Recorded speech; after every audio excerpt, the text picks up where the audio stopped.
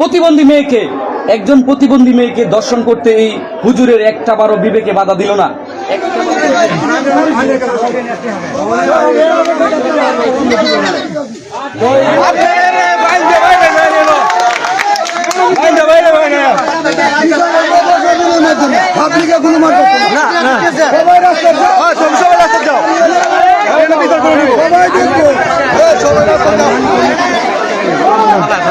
সবুজ গাড়িটা একটু সাইড করো, পাল্লাই দিতে পারে।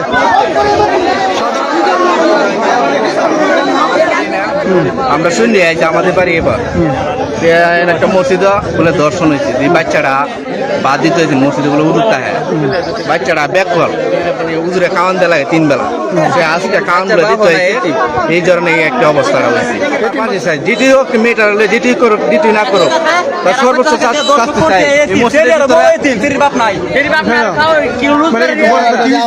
আপনি বলেন, বলেন তো কি ছিল?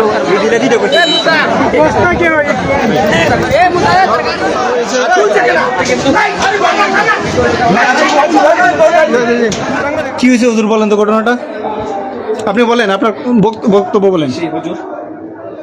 আপনি শুনেন ঘটনা কি হয়েছে, আপনার প্রত্যেকটা বক্তব্য আছে, বলেন তো বলেন। কি ঘটনাকে আপনি স্বীকার করছেন? ভুল করছেন, ভুল করছেন, স্বীকার করছেন? এদিকে তাকান। আচ্ছা ঠিক আছে, একটু বলেন, আমাদেরকে বলেন যে আপনি স্বীকার করছেন কিনা, একটু বলেন।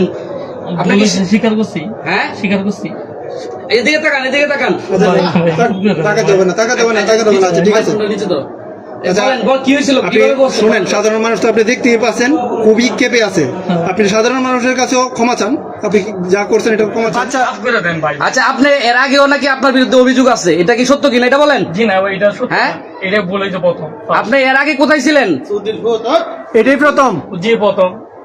আগের গুলা কি সঠিক বিচারের মাধ্যমে যেন এটার দর্শকের শাস্তি সর্বোচ্চ বিচার হয়, সেটা কিন্তু আমরা আশা করি। এবং সারা বাংলাদেশে যেভাবে আন্দোলন গড়ে উঠেছে, একটাই শুধু অভিযোগ, বিশেষ করে ইদানিং কিন্তু ছোট ছোট মেয়েরা কিন্তু সেই দর্শনের শিকার হচ্ছে। বিভিন্ন লোক মাধ্যমে শুনতে পেলাম যে দাগোসের মাঝে এখানে যে মসজিদের ইমাম সাহেব নাকি একজন 5 বছরের যে বাচ্চারা দর্শন করে এবং সহজ সরল প্রকৃতির কি, এই জন্যই সে দিয়ে মোটামুটি মাসখানেক ধরে এখানে অবস্থান করে, তো সে তার মেয়ের তার ইয়ার সম্পর্কে যে একটু বেকল টাইপের এটা বুঝতে পারছে, এই জন্যই সে এই কাজটা করতে থাকি। প্রতিদিন